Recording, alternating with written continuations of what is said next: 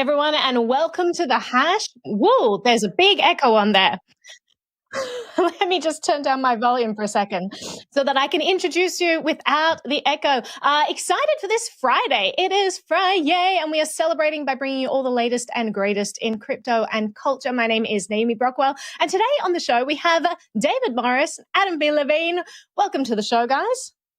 Thank you, Naomi. Hey, Naomi, how's it going?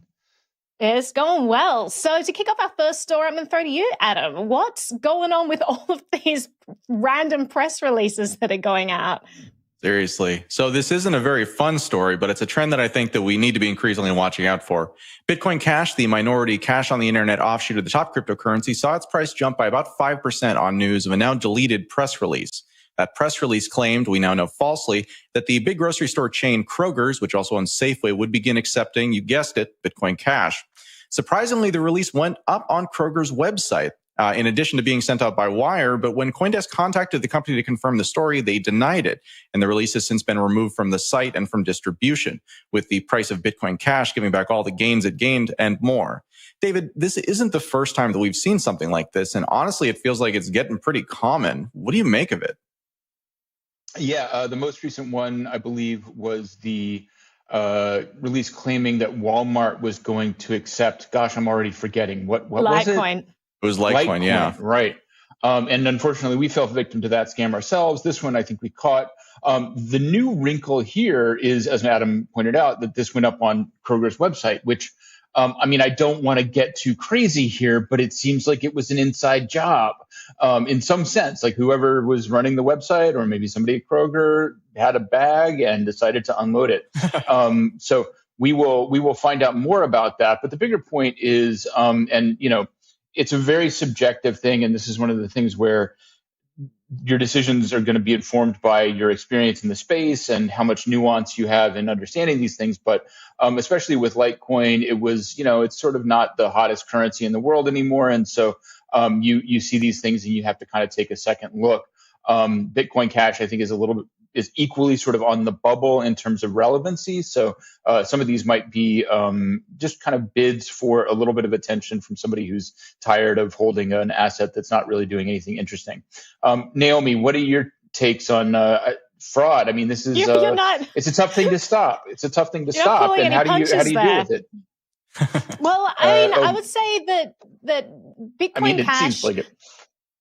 Yeah. Bitcoin Cash, it's something actually that I use every day. So for people who use crypto in payments, it is one of the most popular because it's accepted on purse.io, for example. So you can buy anything on Amazon, get like a 33% discount. So it is popular for those people. But the problem is that the sector of people who use crypto every day is like a tiny fraction of a percent. And most people are like just, stocking up for savings. But what I just want to kind of dig into what you both mentioned about this appearing on the Kroger's website, right? Because this is being portrayed as this fraudulent release. Now, I'm guessing like at least one of at least three things could have happened, right? Either it was fraud and someone was doing an inside job and they're trying to pump their bags, or it was fraud and someone within Kroger's was just an idiot and was like, there's a press release that isn't on our website. Quick, put it up to catch up. That was my bad. I should have put that release on our website. Or the other side, it maybe was a mistaken release. Maybe there is something like this in the works, and maybe they put it out early, and maybe when CoinDesk confirmed it, they were like, no, this isn't what we're doing. It's interesting because it's slightly different to what happened with Litecoin, where it literally was just a fraudulent press release. The web domain was created 5 days prior to the Litecoin release. It was someone trying to pump their bags. This one, how did it get on Kroger's website? That is my question. I have an idea. All right, go for it. So here's the other thing. I think all the scenarios you laid out are totally valid, and we don't know what the right answer. But the one other thing that this really kind of struck me as is that there aren't a lot of ways that you can monetize compromising a company's external website, right? You can embarrass them, but you really can't do much to make money unless you do something like this, right? Because then it's non-public information because it's of course something you're going to fake. But you get it up, you hack a website. Is the ultimate non-public information. Exactly. You hack a company's website like Kroger's. You put this release out again, like somebody from the company probably isn't going to notice because, I mean, who would notice something like that? And then that kind of gives it this veneer of authenticity. So yeah, again, like I think that there's lots of stories to kind of talk about here, but it is something where now that we have these liquid markets, we're starting to see this happen more and more often. Scare me, Adam. Welcome to InfoWars. If there's one lesson from this, it is beef up the security on your websites, whether you are running, a gas pipeline company or whether you have, critical infrastructure or it's just like a grocery chain. You guys really need to be thinking in the 21st century about digital security. Huge, huge pressing topic. But let's change track. Also in the 21st century, we have people diving into Bitcoin as a form of payment. So New York City Mayor-elect Eric Adams has announced that he plans to take his first 3 paychecks in Bitcoin. He's due to become the mayor of New York City, taking office at the start of next year. And sort of in this, what kind of seemed like this competitive atmosphere between him and the mayor of Miami, Francis Suarez, who also said he will, take his first paycheck in Bitcoin. Oh, not his first one, sorry. He will be taking a paycheck in Bitcoin. And now, New York City's Eric Adams has stepped that up a notch. Just says, well, I'm going to take 3. So it's kind of interesting to see this stuff play out and start to get more popular. I'll throw to you first, Adam. What's your take on all of this? I love this, honestly. Again, like there was so long where this was just this weird thing that people who cared about kind of like how money works cared about. And now it has nothing to do with that. You can guess that Eric Adams isn't doing it because that's what his priority is. It's just good PR, right? It's just, and again, like much of the case that he's made, we joked on a past episode about how he wanted to be sort of the mayor of the Bitcoins. But it's kind of the same thing, right? It's like Bitcoin has actually become a kind of zeitgeisty topic just by nature of the times that we're in and the sharp contrast that sort of Bitcoin presents to it. So I think it's great. I think it's a trend we'll continue to see, especially in these kind of larger marketplaces, where it will become increasingly competitive for these companies, for these locations that want to attract these companies to then contribute to their tax base. There's so much money to be made by these localities that it just can't not happen. And that's not even to get into, again, just how trendy this thing is becoming. Now, if the markets reverse, we could see that go away real quick. These aren't the types of people who are here for ideology. But at the same time, I'll take it however I can get it right now, right? What do you think, David? Yeah. Well, I think the first thing to point out is, well, on the one hand, this is definitely a symbolic move. I mean, obviously, you can now sell your Bitcoin in like 2 seconds. It doesn't really matter. However, I do think it's worth pointing out that Eric Adams is not like Michael Bloomberg, for example. He's not a person who is truly independently wealthy. He's a former police officer. He owns a couple properties in the city. And I mean, I'm sure he's doing just fine. But he's not somebody for whom his paycheck is irrelevant. So the fact that he's taking it in Bitcoin really does represent at least some tiny little degree of personal risk that he's taking. So that's worth pointing out. And I do have to say, though, as a New Yorker myself, the idea that he's doing this in response to something done by the mayor of Miami feels like, I mean, how do I put this? Miami is a great city, but I don't necessarily think that should be who we're trying to compete with here in New York. I'll just put it that way and leave it at that.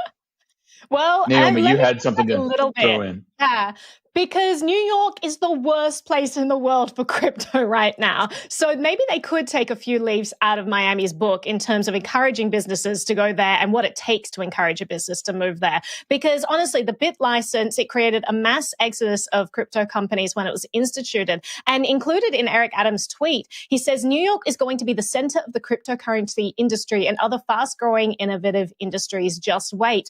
And I mean, the only thing that could possibly make that remotely possible is him getting rid of the BIT license, which has just been this bane of everyone, every crypto company in New York's existence. It kind of became the joke of the crypto movement as this very cronyist movement where Ben Lawsky put this thing into place and then immediately just went onto the board of Ripple, who became one of, like a handful of companies over many, many years to even receive one of these BIT licenses. So it's a typical story of a politician coming in, putting in this very cumbersome, difficult regulation to navigate, and then being put on the board of one of these companies to help navigate it, setting up his future job. And so it's definitely going to be a difficult thing to deconstruct. And now that you have people who've gone through the arduous process of getting a bit license, they're not going to want the government to just take it away. So you're probably going to get a lot of lobbying money, saying, actually keep it in place because we've got one now. So we're good. So it's this very corrupt system that he's going to have to deal with. I'm excited if he does make some headway there, because New York was destined to become one of the best places in the world for crypto until the bit license came in. So if that could be reversed, I think that would be amazing for New York City. So, Eric Adams, you have my best wishes, and I'm watching hopefully, but I'm not holding my breath. But let's change topic here. I'm gonna throw it to you, David, for our next one. So, just kind of a fun one to wrap up the week. We have FTX and Solana Ventures and another from Lightspeed putting $100 million into Web3 gaming. I believe it's a fund they're standing up. And what this says to me is, this is investment into a metaverse not controlled by Facebook, which I will swear to my dying day to never refer to as Meta. And the big announcement last week. So I think this is an interesting response. Obviously, Facebook has way more money than even FTX, and the investment that they're talking about here is small relative to the billions that Facebook is talking about. But I think that's one important way to look at it and think about it. Adam, I think you're probably up on the more financial side of this and token side of this. What do you take away? Yeah, I think that, FTX has less money, but I think it has a much better multiplier, right? Feels like once you get to a certain point as a company, it just becomes really hard to do things that are new and innovative. And it's not going to stop, big companies from throwing lots of money at attempting to do that, but their success record isn't really, really good, right? Oh, yeah. So I think kind of that's the story here, is that, what Facebook did by kind of making this pivot, to the extent that we ever call them Meta, is they made this real in a way that it wasn't before. So much of the stuff that has come as far as both blockchain gaming, but more so metaverses, more so this kind of concept of these sort of virtual worlds that kind of bridge between augmented reality and virtual reality and traditional reality and just looking at something on your screen like Second Life, right? Like that was very much a niche. And I think what Facebook did is they've made it so that people who have been reticent to kind of put money into it are no longer reticent to put money into it. Now it's obvious that it's going to be a thing. And as you said, it's a race to kind of get to that, killer application and the right way to actually enact it in the real world as fast as possible. Personally, I will not be betting on Facebook to be that first mover. And I think that we will see increasingly large players enter the space to attempt to compete with Facebook for what is shaping up to be, I think, a very big industry. Yeah, I'll add, sorry, go for it, David. No, Naomi, please. I was actually going to ask Adam a question because you're fully into this gaming world. I love the idea of a lot of investment going into this industry because I definitely see that as the future, and I definitely see having non-fungible tokens, these scarce assets in the gaming world as being very useful. But also Web3 gaming. When we're talking about Web3, we're talking about this completely decentralized entity, which adds more friction. And one of the biggest things in gaming tends to be like latency issues. Like you want things to be quick. Like how is this, like, I presume a lot of the money going into this is going to be helping with that. So that's exciting to see. But how long do you think it's going to take to get to a stage in like Web3 gaming that's actually comparable to the amazing graphics and amazing latency we've got in the kind of Web2 world? I kind of think you're looking at it backwards. And I think a lot of people have this perception. So like, if you look around kind of the Web3 space right now, as far as these games are concerned, typically what you're looking at are crypto companies or crypto first companies who are now getting into gaming, or smaller gaming companies that became crypto companies and then kind of grew from there. I think that's the story with Axie. So if you look at kind of what Facebook really means, I think it means we're going to see metaverses from Epic, and we're going to see metaverses, for Fortnite. We're going to see metaverses, for every large brand that's out there. Call of Duty, an enormous franchise from Activision. I fully expect that to become a metaverse over the next 5 to 10 years. And I think that is kind of the thing that people are missing, is that it's not about what's happening now. It's about what this has catalyzed, not in the crypto space, but outside the crypto space. And that will necessarily use elements of blockchain. Now, it's important to note, I said elements of blockchain, because again, the way that we do things right now with games is really kind of this everything on the blockchain because it's possible. But when you're talking about the type of scale for something like Fortnite, it's just not going to work. Now, there will be blockchains out there that will try to thread this needle. I think Solana is likely to be one of those because they, again, rely on being so fast and having kind of a lot of throughput potential. And there are going to be a lot of blockchains out there, and there already are, that do that. But I think at the end of the day, it's likely that we'll see ownership layers being driven by blockchains and tokens. But games themselves will remain kind of the way that they are. Now, metaverses, as you get deeper into it, right, 5 years out, 10 years out, you know, in the more experimental applications, I'm not saying that those aren't going to happen. I'm just saying I think the big kind of adoption moments are going to come from companies like Epic. Yeah. And I think you've really nailed kind of one of the things that really worries me. And one of the things that at bottom is why I'm not a fan of the Facebook plan, which is you're saying, you know, metaverses for Call of Duty, metaverses for Fortnite, metaverses for blah, blah, blah. And, you know, I don't know how open those companies are going to be to the really key premise here, which is interoperability. And once you have those assets, I mean, you have something on the blockchain, the real killer app, so to speak, of the metaverse is that, you know, for example, loot was like a, maybe proof of concept is too strong of a term, but like a, I don't know, thought experiment where you just put the asset out there and then the interpretation of that through the game itself can be different depending on where you are. And that, I think, is going to take a real mental shift for big legacy organizations, whether it's Facebook or Epic. And I'm not sure they're going to do it as fast as the companies that Solana and FTX are funding directly right now. Yeah, no, you're totally right about that. So, I mean, like I said, I think that there's a lot of different dimensions that we will see this kind of come into being. And I think that, you know, it's not to say that crypto games aren't going to play a big role. I think that they are. I think it's a fundamentally different type of game than where we are, though. But I think we're out of time for today. So this has been a fun conversation. We are out of time, but stick around because we have All About Bitcoin at 3 p.m. with Christine Lee. And then we start up again on Monday. So go enjoy the weekend. In the meantime, check out the CoinDesk website. All of the news you will need over the weekend. You can check it out there. But have a great weekend. And David, Adam, you guys, thanks for joining us.